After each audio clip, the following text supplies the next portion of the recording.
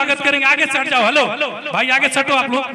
हम चाहेंगे आर्यन बाबू पारिवारिक कार्यक्रम है और यूट्यूब वाले भाई ये सम्मानजनक कार्य है, सम्मानजनक थंबल लगाइएगा, क्योंकि दोनों लोग फिल्मों के हीरोइन हैं, इसलिए कोई वैसा लाइन वैसा शब्द मत लिखिएगा ताकि कल गई कुछ बोलना पड़े मुझे, क्योंकि सम्मानजनक, क्योंकि ये लोग फिल्मों की हीरोइन है। आपका एक शब्द किसी का लाइफ बना सकता है, किसी का बिगाड़ सकता है, इसलिए कोई ऐसा थंबल या कोई ऐसा चीज मत लिखिएगा, आपसे आग्रह है आर्यन बाबू। कियाजू अरे मिथिला नगरी जानी हाल सखिया, चारों दुल्हा में बड़का कमाल सखिया, चारों दुल्हा में बड़का कमाल सखिया। आजू मिथिला नगरी जानी हाल सखिया, आजू मिथिला नगरी जानी हाल सखिया, चारों दुल्हा में बड़का कमाल सखिया, चारों दुल्हा में बड़का कमाल सखिया। ऐसे ना तनी ठुमका के साथ आजू बक्सर नगरी रानी हाल सखिया, आजू बक्सर नगरी रानी हाल सखिया, चारों दुल्हा में बड़का कमाल, चारों दुल्हा में बड़का कमाल सखिया, चारों दुल्हा में बड़का कमाल सखिया।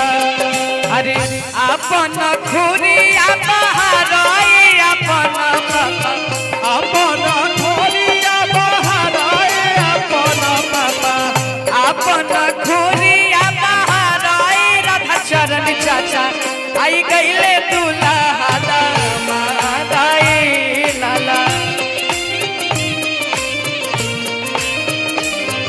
अरे आई गईले दुल्हा दामाद आए लाला।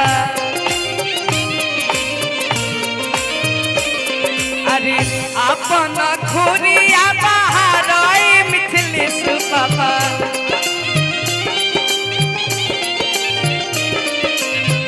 अपन खुरिया बहाराए राधा चरण बाबा, आई गईले दुल्हा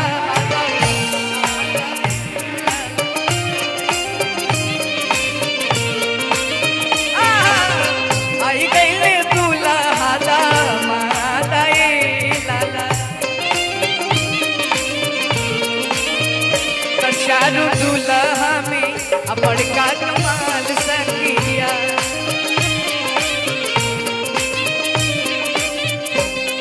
अरे माथे मढ़ी मोरिया कुंडल सोहे कनवा,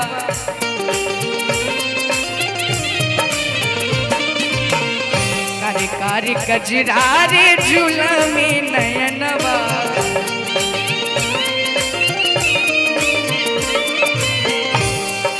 हम जे शादी विवाह के कार्यक्रम में जाइना ये गीत जरूर गाइना, और साथ ही साथ जब हमारे शुभम भैया का भी शादी हुआ था तो ये गाना हम गाए थे।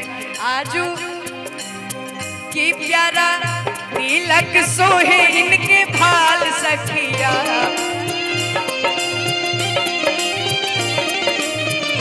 प्यारा तिलक सोहे इनके भाल सखिया।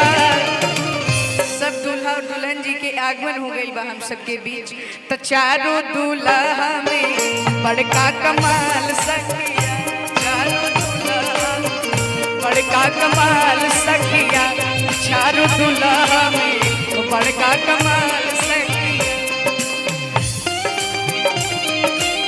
धीरे धीरे धीरे धीरे हो भसुर, धीरे धीरे हमारा बड़वा में अइहा भसुर, धीरे धीरे हमारा बड़वा में। लेकिन ऐसे ना तीनों लोग साथ कैसे कहे के बा भैया, थोड़ा सामने से हट जाए, चलत रहे के बा।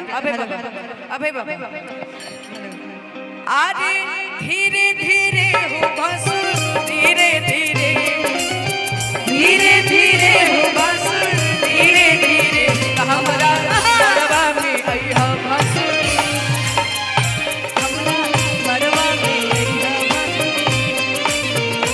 हमारा बड़वा में अइहा भसुर, धीरे धीरे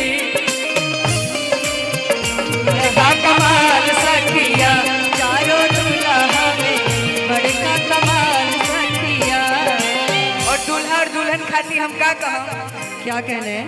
सवर सवर गोरे गोरे चूड़िया जहान रे, सावर सावर गोरे गोरे चूड़िया जहान रे, अखियाँ न देखा देखनी है सुननी आता रे।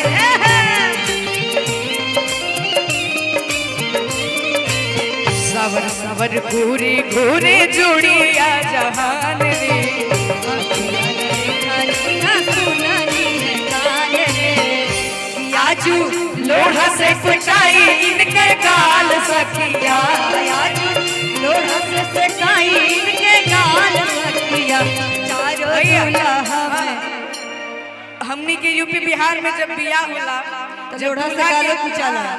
कि आजू लोढ़ा से कुचाई इनके गाल सखिया। जानती है आस्था जी, बहुत जबरदस्त कुछ आता है, इतना कि दांत भी निकल के बाहर आ जाता है। लाल हो जाता है। देखिए वो दूल्हा जी का कुटाया यहाँ पे थोड़ा छिल गया है। हाँ, तो चारों दूल्हा में अब बड़का कमाल सखिया,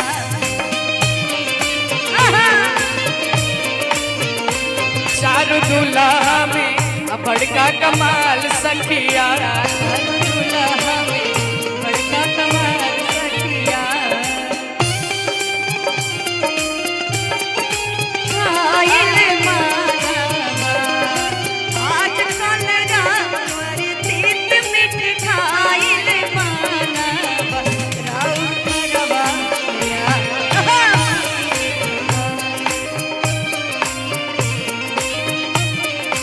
और आर्यन, मैं आपसे पहली बार स्टेज शेयर कर रही हूँ आर्यन, तो आपको देख के मुझे कुछ मिला जुला खुशी मिल रहा है। पता है क्या जी मिलो न तुम तो हम घबराए, मिलो तो आँख चुराए हम।